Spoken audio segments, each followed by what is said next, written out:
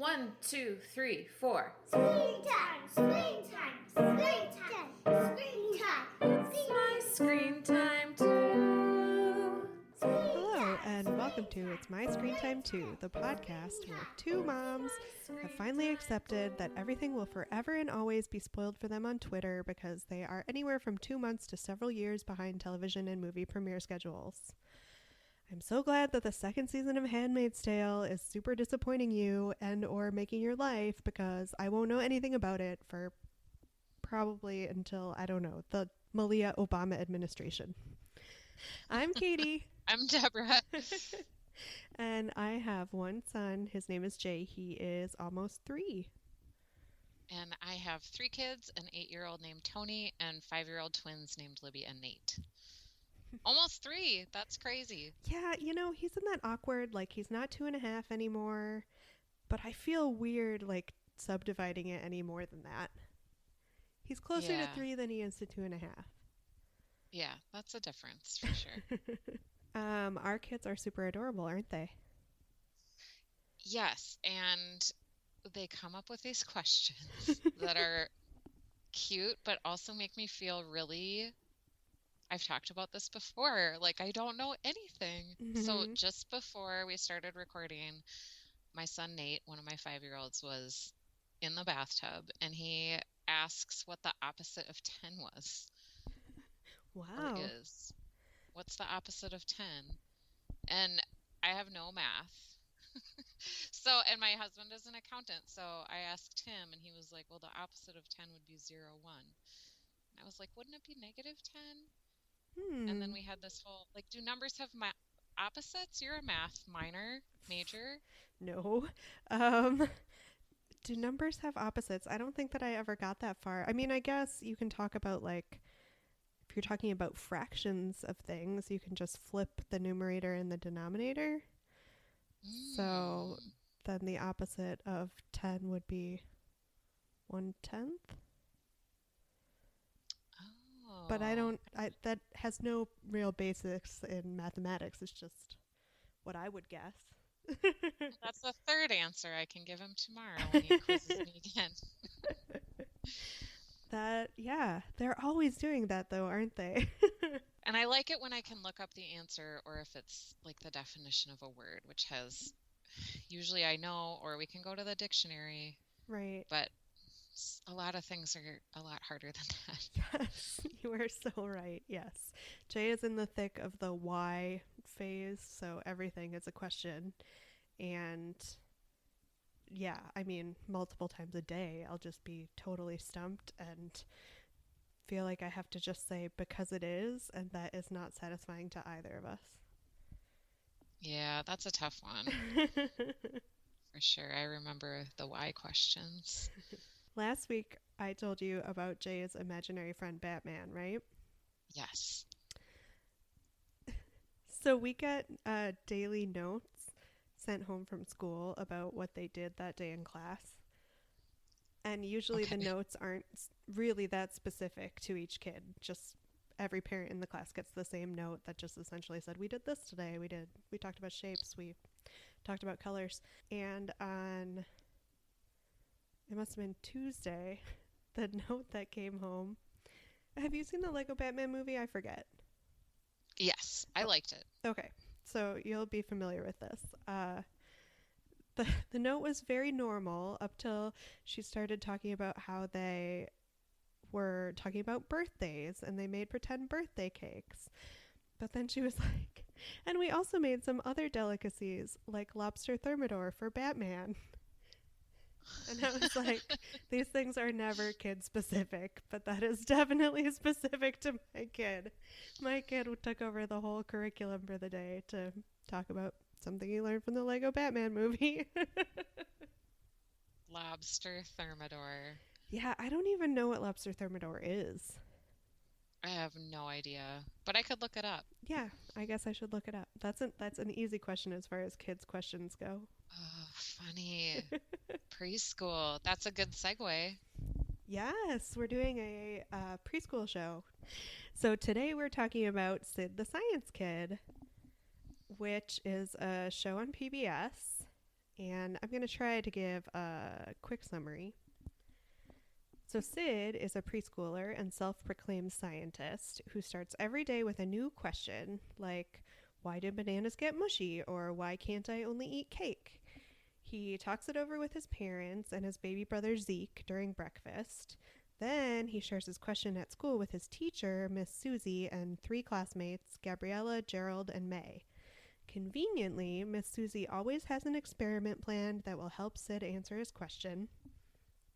And after school, Sid rides home with his grandma, shares his new knowledge, and she shares some homespun wisdom from her youth. Then he finishes up his day in his bedroom, where he reminds the audience, who he's been talking directly to throughout the episode, to keep asking questions. So the show debuted in 2008 on PBS, as I said, and it ran for 66 episodes over what Amazon Prime says is 3 seasons, but I think it came out a little choppier than that.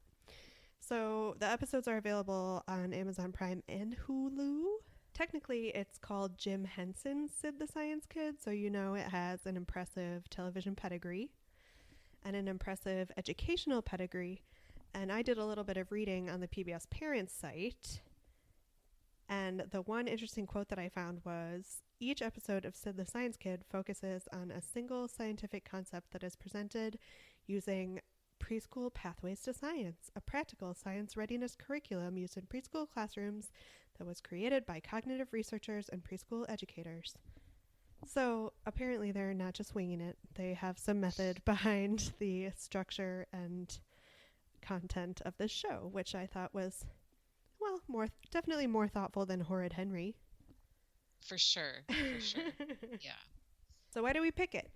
Jay really, really likes this show, and it makes me feel better about myself because I feel like of all the shows, at least I'm letting him watch one that encourages STEM skill development.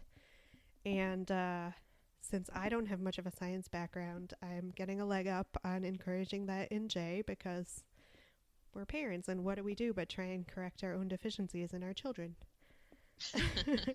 Right. Deborah, did this show speak to you in particular for any reason? I was intrigued by the Jim Henson's name on the top of it because I have a soft spot in my heart for all things Jim Henson. Aww. Yeah. But it was animated, not a puppet show. Right. I guess I should have mentioned that in my summary. Yes. We watched 3 episodes. We watched the pilot season 1, episode 1 called The Sticker Chart. Then we watched an episode from season 2 called Where Did the Water Go? And an episode from season 3 called Sid's Rainy Playdate. As usual, we'll start by going through the episodes one by one, and then we'll move on to our more general thoughts. Right. So season 1, episode 1, The Sticker Chart, introduces us to Sid. He's in his bedroom, breaking the fourth wall, talking to the audience, and explains how he's trying to earn a toy called the Turbo Robot Megaship. And his parents said he could earn it by doing chores and filling up his sticker chart. And he questions the usefulness of charts, his sticker chart, and charts in general. And then when he goes to preschool, his teacher uses that as a teachable moment, and she demonstrates how charts collect and organize data.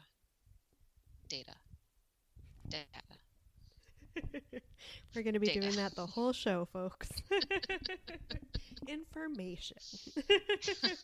Well, each episode has kind of it's pretty formulaic. Like, it starts out at home. He sings a little rap on the way to school while his mom drives him. He does another little rap when he gets together with his 3 other friends at school. He poses a question to the teacher, and that's when the theme really takes off. My general thoughts were, I thought it was super educational, very wholesome. I liked some parts of it, but I had a hard time getting past Sid's voice. Oh, really? Did you not think it was like a creepy, like an adolescent tone trying to sound like a little kid? I just thought it was creepy. I couldn't really get past that.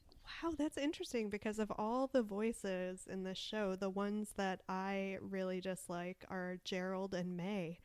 So Sid has never really bothered me all that much. They are all I didn't like adults those either. too, I think.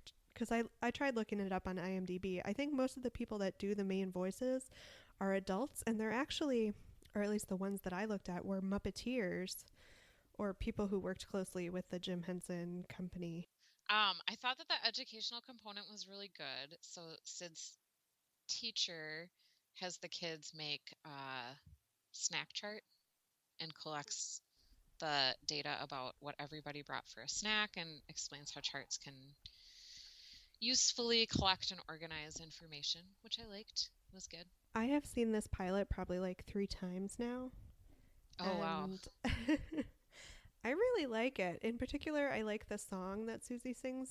Susie sings a song in every episode, and this one is called Checking Out Charts. And it's a lot of fun. It's very catchy. It gets stuck in my head a lot. Whenever I get it in my head that we're going to do a sticker chart at home for whatever reason, say potty training, I sing the chart song as we're making the chart. And Jay is always super into making the chart, but then he loses interest. He like doesn't care about putting stickers on it. So the empty chart just hangs on the fridge for a couple days until I abandon it. My kids totally question the usefulness of chore charts also. They're not very effective at my house. Well, remember what Grandma said during her homespun tale segment, that she didn't get any toys for doing her charts, but she still had to do them, and her only reward was the pride she felt. And, I mean, could you not help but think, and also that you didn't get smacked? Oh, for sure. For sure. I liked her old-timey wisdom, which she gives at the end of each episode. She conveniently left out the threat of corporal punishment for not doing her chores. Right. So we obviously watch quite a bit of Sid because Jay is into it right now. Did you notice in the pilot that no one had any teeth? I did not notice that. Not even the adults or just the kids? No, it's like they're made to be like Henson Muppets. Okay. Because they don't really have teeth either, do they? No. Because think about how wide their mouths open. Right. So in the pilot, none of them had teeth. But spoiler, in later seasons, they all of a sudden do. And it's super creepy. All of a sudden, I just can't get used to the presence of teeth. Oh, shoot. I did not notice that. I did notice that they wear the same clothes every episode. Yes. But that's not uncommon for cartoons, is it? No, I don't think so. So there's this bit after they do their science experiment where they go outside for playtime and they do this thing called Good Laughternoon, where they there's like a wall in the playground, like a climbing wall with different colored shape holes in it. So they hide behind those holes and they like open the door to tell a joke and then they close the door again and everyone laughs. So that seems to be a laugh-in send-up, right? I think so. Okay. Yeah, a show I've never watched, but Exactly, because we're too young. So, Right. like, who is pulling this reference for today's preschoolers? It seems like a joke only their grandparents would get. that's a good question. I don't know. It seemed like an awfully obscure reference to throw in there.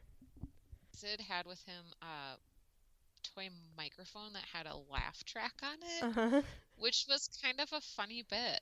He always has the microphone, which I have kind of a larger problem with Sid's centrality in this whole universe. Like, he carries this microphone around everywhere. He, in addition to having a laugh track that he can turn on whenever he wants people to know he said something funny, it also has applause. And I know we'll talk about it later, but I can't get over the fact that every single day at school, all they're doing is talking about whatever Sid wants to talk about. Oh, yeah. I had a big problem with that. Because the first episode, I thought, this is a good way of showing how to take a kid's question and turning it into a teachable moment. And what a responsive preschool teacher. And then after the other 2 episodes, I was like, she doesn't do lesson plans.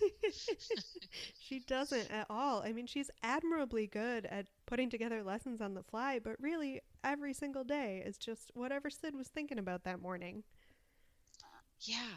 And Sid, he's like that one guy there's always that one guy in class who can't help himself from processing all of his thoughts out loud and raises his hand all the time and like doesn't really ask questions, just makes statements.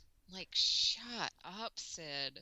Yeah, Sid is definitely imposing his views and he's making everyone take things at his pace. It's just, they're a little too indulgent with Sid's whims. For sure. Although, since the preschool class is so small, they don't have that many other kids to take into account. It's a 4-kid preschool class. How expensive do you think this preschool is?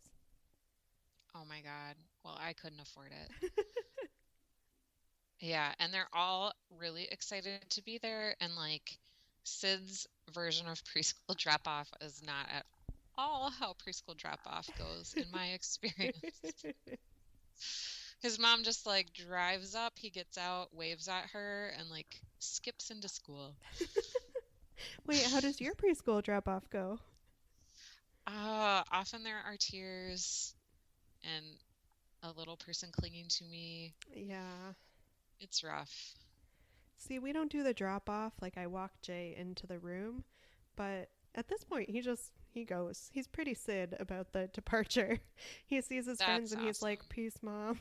And then they do a little rap and a coordinated dance. I guess, should we go on to talk about the second episode? Sure. Okay. So the second episode, Where Did the Water Go? While brushing his teeth, Sid wonders where the water in the sink goes. So the class takes a field trip to the science center to learn the difference between fresh and salt water. They see how little fresh water there is on the planet. They learn about the water cycle. They experiment with creating their own water system on a sand table, and they share ideas about how to conserve water. On the ride home from school with Grandma, Sid learns how difficult life must have been before indoor plumbing. Even though, side note, Grandma is not old enough to have lived without indoor plumbing, most likely. No, she's a baby boomer. Yeah. She's not greatest generation. So at home, Mom helps Sid discover how much water he wastes when he doesn't turn off the tap while he's brushing his teeth. And Sid ends the day with what I thought was an excellent super duper ooper schmooper big idea to create a fresh water machine, which is essentially a desalination machine. Or desalination? How does that word go? I think desalination. Okay. A desalination machine, which is like a really useful invention. So I hope you do it, Sid. And just to jump right in on thoughts about this episode, I couldn't get over their trip to the completely empty science center. Yeah, not a realistic portrayal of a preschool field trip in my not at all. And I guess my most recent museum experience was we actually haven't been to any museums since we moved here. So it was back in Dallas, and it was always where whatever museum you went to, whatever time of day, they were just packed to the rafters with school groups wearing identical t-shirts. Like tons of really loud kids running around. So the fact that these 4 super privileged preschool students could just walk into a science center and have it completely to themselves. I mean, they showed a scene in the cafeteria. There was only one table occupied. Their table. That was it. Is this like a Silicon Valley preschool, do you think? Yeah, that's a good guess. Certainly a very... I don't know where else in the world it could exist. Right. And also in this episode, suddenly everyone has teeth. Gosh, I'm going to have to go back and watch the beginning of that because I did not pick up on the teeth.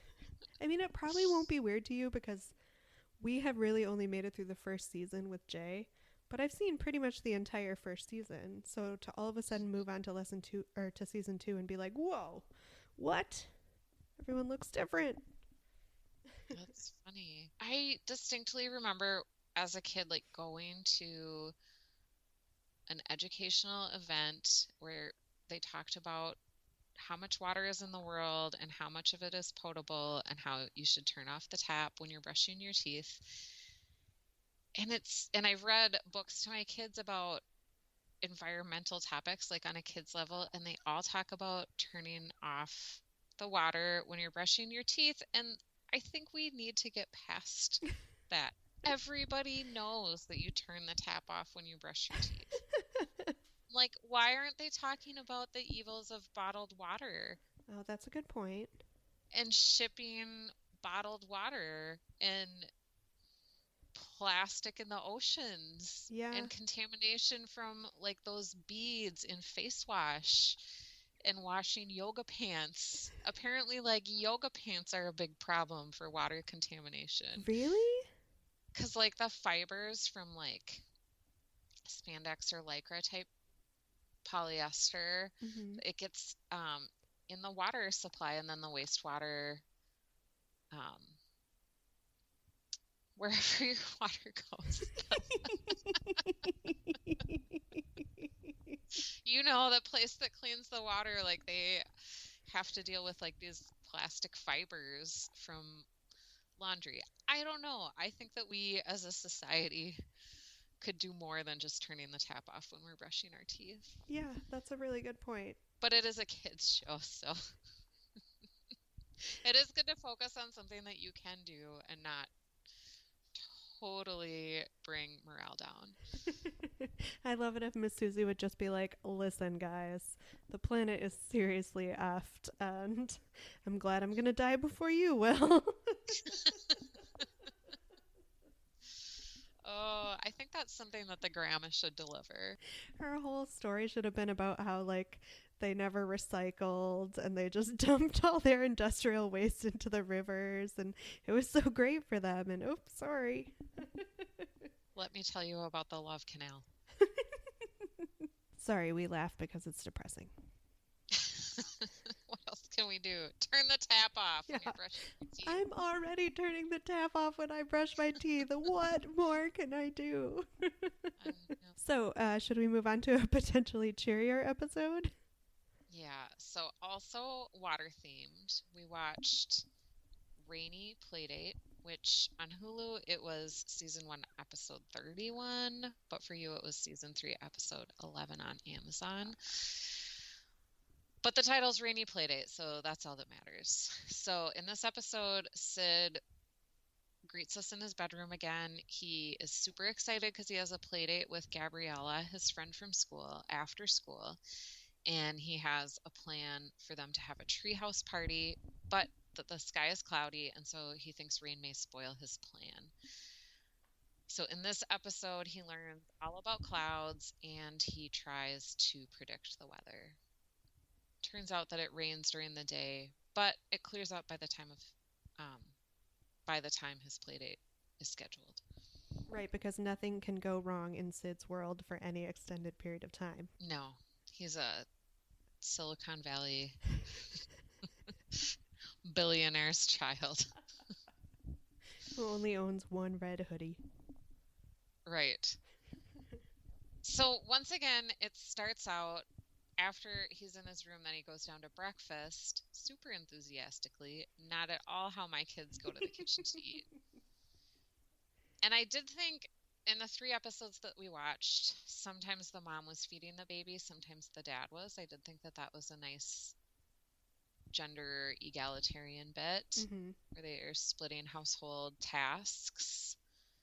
But then I found it curious when he's talking about predicting the weather. His mom says that he should be a weatherman, or that he is a good weatherman or something like that. And I was screaming at my computer screen, use the word meteorologist.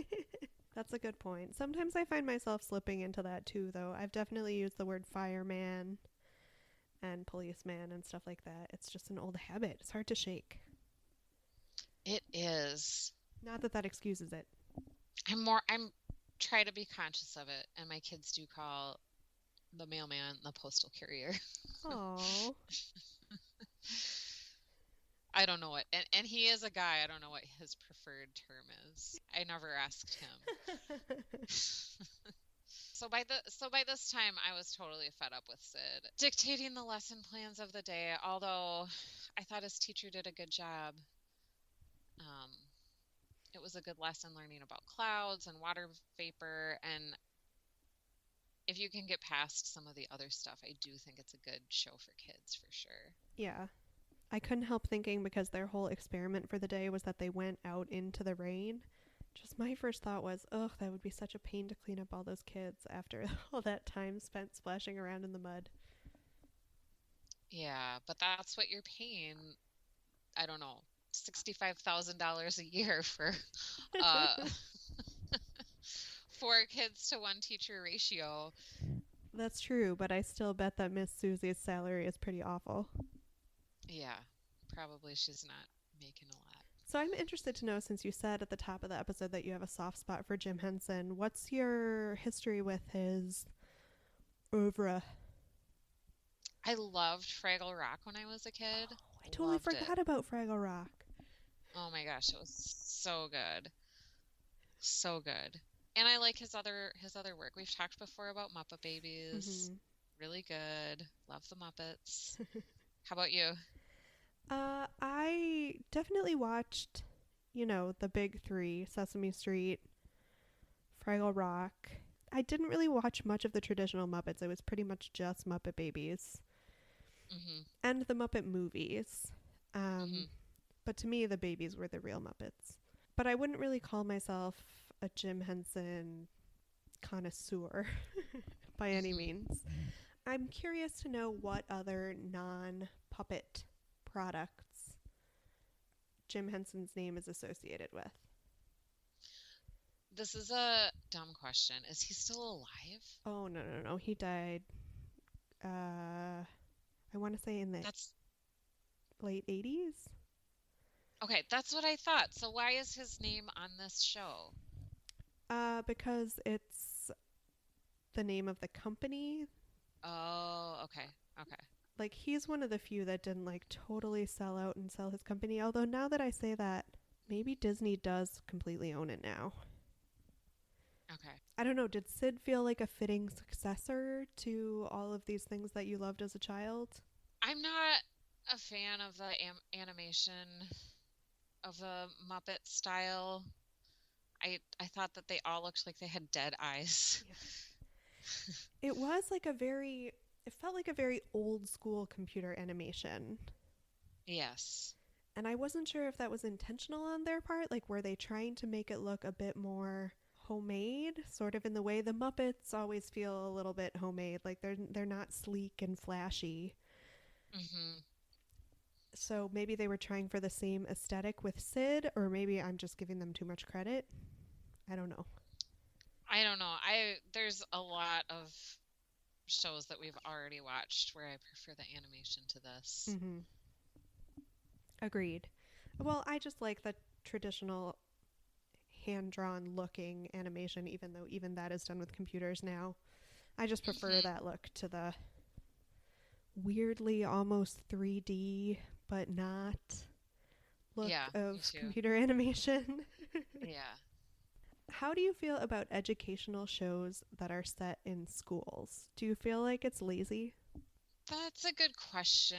I feel like this is definitely a good show for the preschool set, so they can learn about these STEM topics, but also learn about kind of what to expect in preschool. And how structured it is, and like the types of projects they might be doing. Mm-hmm. But I think, what is that show, The Bots, that we watched? Oh, the Ask the Storybots. The Storybots. I thought that was a much more dynamic way of presenting on different topics. I thought that was way more fun for me to watch. Agreed. It was a lot more creative. Way more imaginative. This is kind of hard to tackle because the characters were made to look like puppets, but how did you feel about the diversity of the show in general? The teacher, Miss Susie, had kind of a bit of an accent, like sort of maybe Latino accent. I got that feeling too, and then sometimes I was like, wait, is she just Canadian? Yeah, it was very slight. The mom, I thought if it were like not animated, I thought the mom was supposed to be black. Mm-hmm. Maybe. I mean, it was hard to tell because they're all kind of like orange and yellow. But they were definitely trying to do something different with almost everyone's skin tone. Yes. Yeah. So I thought that was pretty good. Yeah, the voices were diverse. Like the adult voices were totally fine. I had no problem with that. The kids' voices, however, can we talk about that? Oh my God, yes, because I could talk about how much I hated Gerald's voice all day long. It just is like fingernails on a chalkboard to me. Like Gilbert Godfrey. Yeah. Oh, poor. Ugh. I mean, I know he's not a kid because I looked up these people on IMDb, but I was going to say poor kid if he's growing up and he already sounds like Gilbert Godfrey. This is like Chris Farley, I live in a van down by the river type of voice. Yeah, no, I looked it up. Actually, this may have been the same guy. Yes, the guy who does Gerald's voice is the same voice as Sid's dad. Oh, so that is his. Who directed this? That is terrible. It was so grating. I hated it. Yeah, agreed. And then, what was the girl? In 2 of the episodes, Sid refers to May as the smart one. Oh, really? Yeah, and she seemed really, really daffy. Yeah, like very spacey, sort of Luna Lovegood-esque. Yeah, like she's always talks about like how cute things are, like raisins. They're really cute. Yeah, and how clouds are just big what's the word I'm looking for? Dandelion puffs? Dandelion fuzz. Yeah, so her answers were dumb, and her voice just made her sound like she had been vaping weed before school. Yeah, or what is it called when your statements come out like questions? Is it called upspeak? Up talking. Yeah. Up talking. Up talking. But there you were actually asking a question. But yes, I felt like it was a really bad example of how women occasionally talk and it doesn't make them sound like adults. Mm-hmm. Not that she's supposed to be an adult, but why encourage those bad habits early? What did you think about the music? Well, other than the chart song, which I really like, on the whole, the songs were pretty uneven. Like, there would be ones that I really liked, and then there would be ones that I was like, I just don't have any time for. Yeah. Some of them were definitely just really pretty boring. Yeah. Like, somebody came up with that tune to fit the lyrics, and that's all they did. Yeah. Can we jump back for a second to talk about Sid's grandma? Yes. I love that Sid lives in a multi-generational household, and I think that should be more of a model that we're showing kids now. Do you think she lives with them? Well, she's often there. I guess it didn't really show up in the episodes that we watched, but she's often there for like the end of day segment after she drops it off from school. So maybe she's just in charge of after school pick up, and then she sticks around for a while. That's a good point. Maybe she doesn't live there. Well, she just wasn't there at breakfast, so maybe Grandma likes to sleep in. Yeah, well, she's earned it after living with no indoor plumbing and having to do all her chores, or else she'd get smacked around. Right. But I do love the idea that like we can present a different family structure.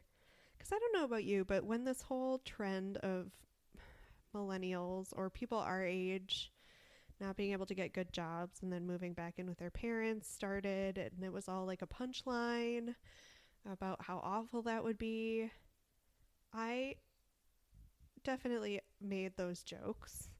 But the longer it goes on, like, and the older I get, and now I have my own kids, and I can see the value of like different generations living under one roof.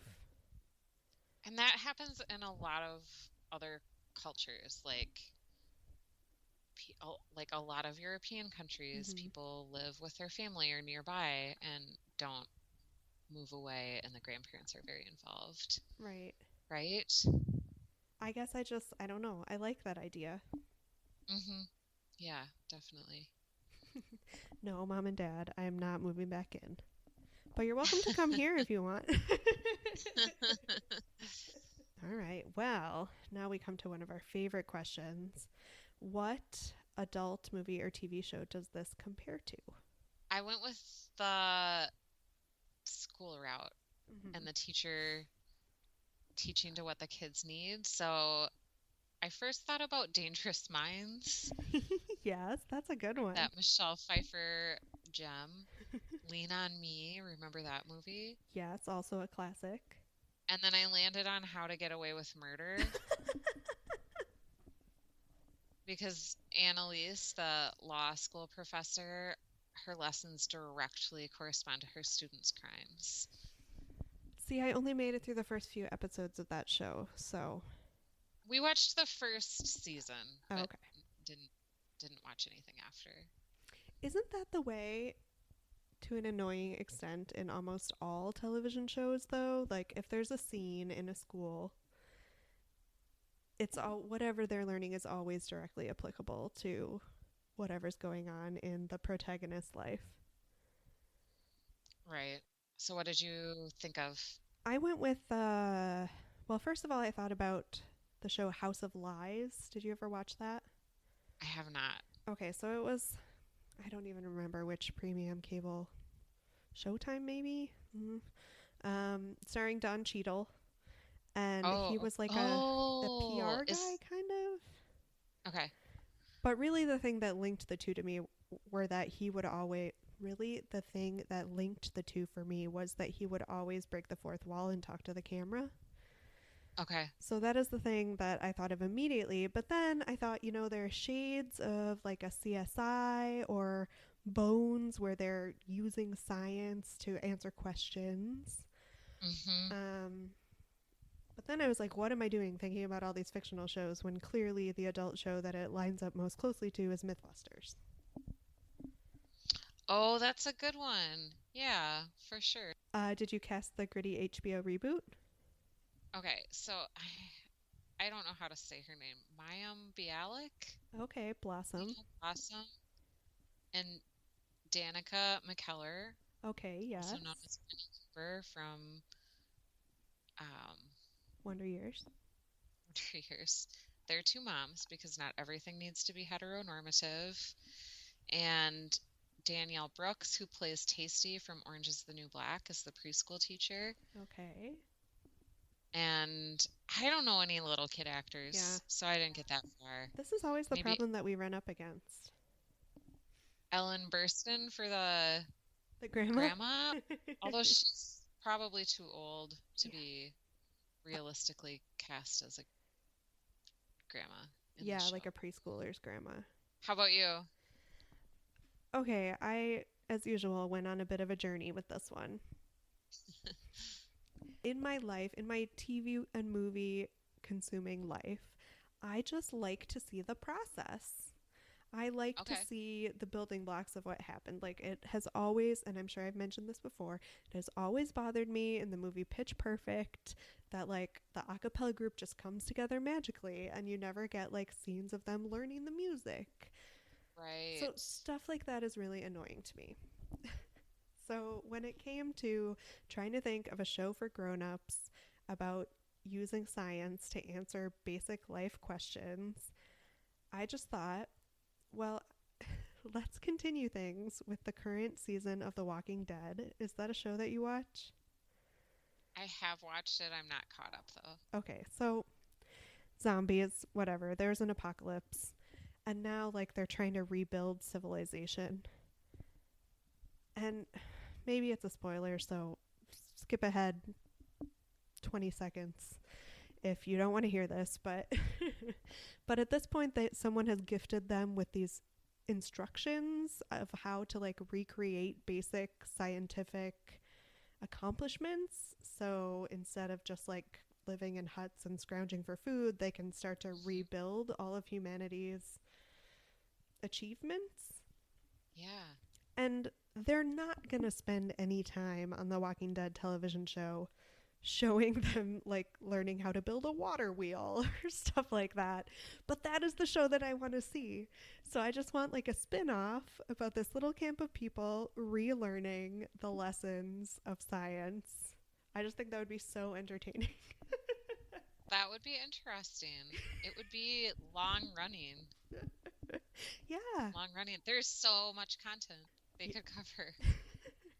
Yeah, so that's how much of a nerd I am, and that is what I would want to see in my gritty HBO reboot. And you could just take the whole cast of Walking Dead and keep them in their same roles. I don't really care. They're essentially interchangeable at this point to me anyway. Just show them learning how to build something. So, do you think it was better when we were kids? The Jim Henson world was. Mm-hmm. I don't know about the science content. Did you watch 321 Contact? I did. Mm-hmm. That was fairly sciency, if I remember. Yeah, and I looked forward to it and thought it was fun. Yeah. I don't know. I don't know. I don't think this was better than what we had available to us as kids. Yeah, I agree. I mean, it was more explicit in its focus because there wasn't the awareness of like, oh my gosh, you got to teach those STEM skills that there is now. And Bill Nye the Science Guy. Oh yeah, that's right. Would you ever watch Sid the Science Kid alone voluntarily? No. Yeah, neither would I, and I like it. But there's not much there for grown-ups other than irritation at the voice casting.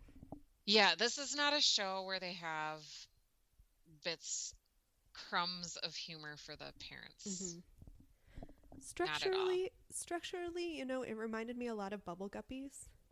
But Yeah. Bubble Guppies had way more of those little funny moments that adults could laugh at. And the music is so much catchier. Yeah. Bubble Guppies. Although Sid didn't have that like unintentional or maybe intentional sort of sexualization of the pop princess that I felt like Bubble Guppies did at moments. Yeah, that's Well, true. There's good and bad. And that's a good segue to 10 seconds on whether this is good for our kids. I think it's a pretty good show for kids. Yeah. I have no Yeah. problem with Jay watching it. Like I said, it makes me feel like I got a parenting gold star or like half a gold star because it's still screen time, but at least he's learning something. Yeah, it's super educational. How would you rate it? You know, because I've watched so much of it, but I've watched so much of it with Jay that this was a hard one to separate my own reaction from my pleasure at watching his reaction. Mm-hmm. Just for me, 3? That's fair. I would give it a 2. Sid's voice really bothered me. Hard to get past that. That's funny. It's weird that I didn't even notice that. Yes. Thanks for listening to this episode of It's My Screen Time Too. Please rate us and review on Apple Podcasts or wherever you get your podcasts. And you can find us on Facebook to continue the conversation at facebook.com/myscreentime2. And that's also where you'll find out what we're covering in our next episode if you want to watch along with us. You can tweet us with show or movie suggestions or general comments at myscreentime2 and email us at myscreentime2@gmail.com. Our theme music was composed and performed by me and my adorable children, and our podcast is produced by Katie. Tune in next time for more real talk about the movies and TV beloved by kids and tolerated by parents. Bye. Bye. It's my screen time.